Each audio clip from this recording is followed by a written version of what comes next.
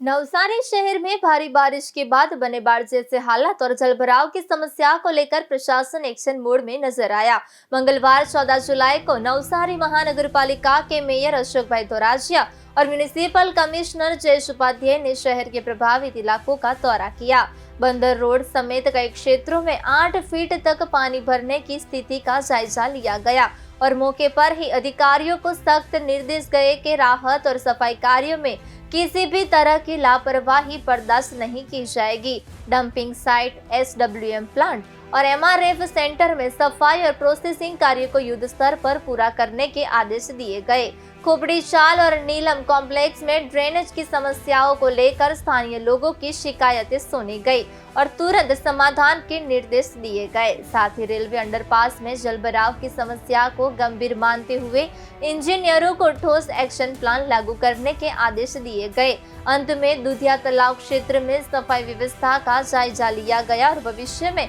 ऐसी समस्याओं से बचने के लिए सब्जी मार्केट को शिफ्ट करने पर भी विचार किया गया। આજે સવારથી જ ડમ્પિંગ સાઇટ અને ત્યારબાદ રેલવે ગરનાળા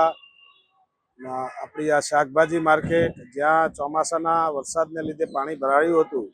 ત્યાં બધે જ જગ્યાએ સર્વે કરીને લોકોને સાંભળીને રાયચંદ રોડની જે નીચાણવાળી સોસાયટીઓ હતી ત્યાં પણ સાંભળીને જે ડ્રેનેજોના પ્રશ્ન છે, વરસાદી પાણીના પ્રશ્ન છે એ આવતા ચોમાસા પહેલાં આપણે સર્વે કરીને જ્યાં લાઈનો નાખવી પડે તે નાખીને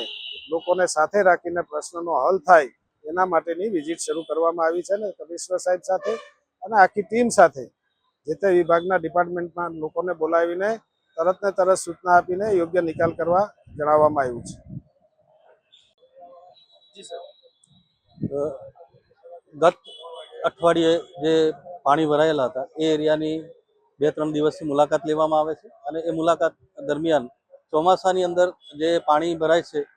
એ એરિયાની અંદર પરમનન્ટ પ્લાનિંગ કરી અને નેક્સ્ટ યર પાણી ન ભરાય એ માટે આજે વિઝિટ લેવામાં આવેલી અને એ વિઝિટ દરમિયાન જ્યાં જ્યાં ડ્રેનેજ કનેક્શન છે, વોટર લોગિંગના એરિયા છે, સ્ટોર્મ વોટર નાખી શકાય એ પ્રકારનું પ્લાનિંગ કરી અને આપણા આર્કિટેક્ટ અને એન્જિનિયર્સ દ્વારા ટેન્ડર વ્યવસ્થિત બનાવી અને નેક્સ્ટ યર આ પ્રકારની પરિસ્થિતિ ન નિર્માણ થાય એ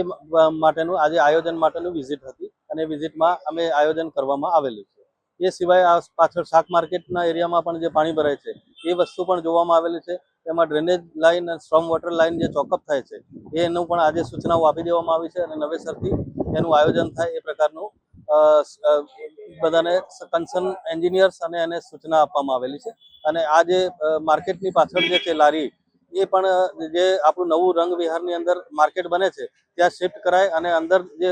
માર્કેટ છે એની અંદર પણ લોકો શિફ્ટ થાય એ પ્રકારનું પણ આપણે આજે વિચાર્યું છે અને એ પ્રકારે એનો અમલ થાય એનો નિર્ણય કરવામાં આવેલ છે।